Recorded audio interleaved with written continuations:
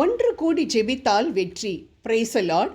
தம் நாட்டோடு போரிட அநேக பெரும் படைகள் வந்து கொண்டிருக்கின்றன என்ற செய்தியை கேட்டவுடன் யோசபாத் மன்னனும் எருசலேம் நகரம் முழுவதும் கலக்கமுற்றது.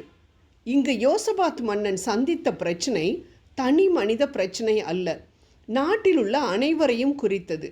அதனால் அவன் அனைவரையும் ஒன்று கூடி வரச் செய்து ஜெபித்து வெற்றி கண்டான் என்று நாம் 2 குறிப்பேடு 20வது அதிகாரத்தில் வாசிக்கின்றோம். அதே போல நாமும் ஒன்று சேர்ந்து நோன்பிருந்து ஜெபிக்கும் பொழுது அதிசயங்களை காணலாம். குடும்பமாக, பள்ளி கல்லூரி தோழர்களாக, வேலை தளத்தில் உள்ள ஜெப நண்பர்களாக, அன்பிய உறுப்பினர்களாக, ஆலய உறுப்பினர்களாக, சபை உறுப்பினர்களாக நாம் ஒன்று சேர்ந்து ஜெபித்தால் வெற்றி நிச்சயம்.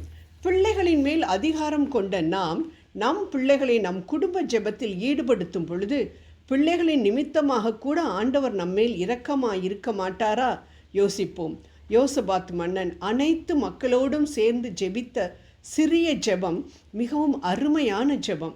முதலில் ஆண்டவரின் மகத்துவத்தை துதித்து முற்காலத்தில் அவர்களின் மூதாதையருக்கும் அவர்களுக்கும் ஆண்டவர் செய்த நன்மைகளுக்காக நன்றி கூறி இறுதியில் அவர்கள் பிரச்சனையை ஆண்டவரிடம் கூறுவதை நாம் பார்க்கின்றோம். சிறு பிள்ளைகள் முதற்கொண்டு நாட்டு மக்கள் அனைவரும் மன்னனோடு இப்படிப்பட்ட ஆண்டவருக்கு பிடித்த ஜெபத்தை ஏறெடுத்தால் ஆண்டவர் சும்மா இருப்பாரா? உடனே ஒரு வீரனின் மூலமாக பதில் தருகிறார். இப்பெரும் படையினரை கண்டு நீங்கள் அஞ்ச வேண்டாம், நிலை குலையவும் வேண்டாம். இப்போர் உங்களுடையதில்ல, கடவுளுடையது. அவர்களுக்கு எதிராக நாளை படையெடுத்து செல்லுங்கள், ஆண்டவர் உங்களோடு இருப்பார். என்ன அருமையான வார்த்தைகள்! வலிமை வாய்ந்த படைகள் எதிர்த்து வருவதை பார்த்து நிலை குலைந்து போயிருக்கும் மக்களை பார்த்து ஆண்டவர் முதலில் சொன்ன ஆறுதலான வார்த்தை, அஞ்சாதீர்கள், நிலை குலையாதீர்கள். ஆம் அன்பானவர்களே, நம்மை நோக்கி ஒரு பிரச்சனை வந்து கொண்டிருக்கும் பொழுது ஆண்டவர் ஒன்றும் பேச வேண்டாம், ஒன்றும் செய்ய வேண்டாம், எம்மேல் மட்டும் நம்பிக்கையாக இரு என்று நம்மிடம் சொன்னால் நாம் என்ன செய்வோம்? சும்மா இருப்போமா? யோசிப்போம். ஆனால் யோசபாத் மன்னன் செய்தது என்ன தெரியுமா? அவனும் அவன் மக்களும் ஆண்டவரின் வார்த்தையை 100% நம்பி அவரை வணங்கினர். படைகளுக்கு முன்பாக ஆண்டவரை போற்றுங்கள், ஏனெனில் அவர் தம் பேரன்பு என்றும் உள்ளது என்று ஆண்டவரை புகழக்கூடிய பாடகர் குழுவை செல்ல நியமித்தார். துதிகள் செலுத்த செலுத்த ஆண்டவர் துதிகளில் மகிழ்ந்து எதிர்த்து வந்த பகைவர்கள் ஒருவரோடு ஒருவர் சண்டையிட்டு ஒட்டுமொத்தமாக மாண்டு போக செய்தார்.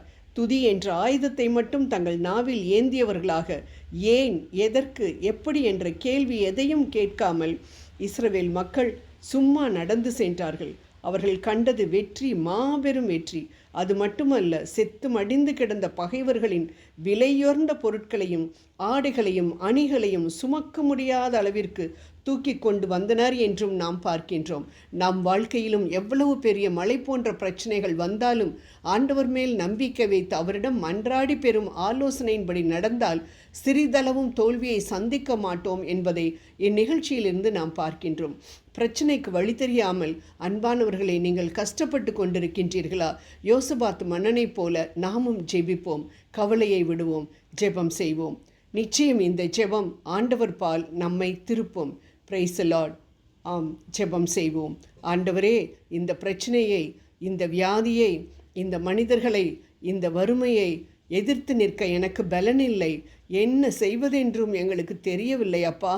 ஆனாலும் ஆண்டவரே, எங்கள் கண்கள் உம்மையே நோக்கி கொண்டிருக்கின்றன.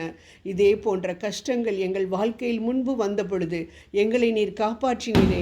எங்களுக்கு முன்னால் பறந்து விரிந்து கிடக்கும் செங்கடல், பின்னால் துரத்தி கொண்டு வரும் பார்வோனின் படைகள், ஐயா நாங்கள் என்ன செய்வோம், பாதை தெரியவில்லையே என்று கதறிய நேரங்களில் எல்லாம் எங்களுக்கு உதவின கடவுள் நீர் அல்லவா?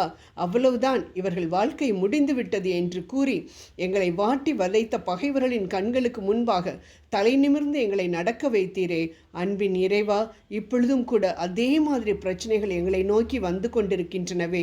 நீர் வல்லமையால் அதை தவிடு பொடியாக்கி விட வேண்டுமென அனைத்து பிரச்சனைகளையும் பாதத்தில் சமர்ப்பித்து விட்டோம். இயேசு கிறிஸ்துவாகிய உமது நாமத்தினால் அவை அனைத்தும் எங்களை விட்டு தள்ளுண்டு போவதாக. அற்புதங்களின் தேவன் என்ற உமது பெயரால் நாங்கள் கேட்கும் இந்த காரியத்தில் எங்களுக்கு வெற்றியை தருவீராக. உமக்கு எதிராக நாங்கள் எந்த தவறுகள் செய்திருந்தாலும் அவற்றை உமது புனித இரத்தத்தினால் கழுவுவீராக. ஆம் இறைவா, எங்களுக்கு எதிராக வருபவைகளை எதிர்த்து போராட எங்களிடம் எந்த ஆயுதமும் இல்லை. உம்மை துதிக்கும் நாவை தவிர எங்களை பண்படுத்தும் எம் ஆவியை என் விண்ணப்பத்தை கேட்டதற்காக உமக்கு நன்றி. ஆமேன்.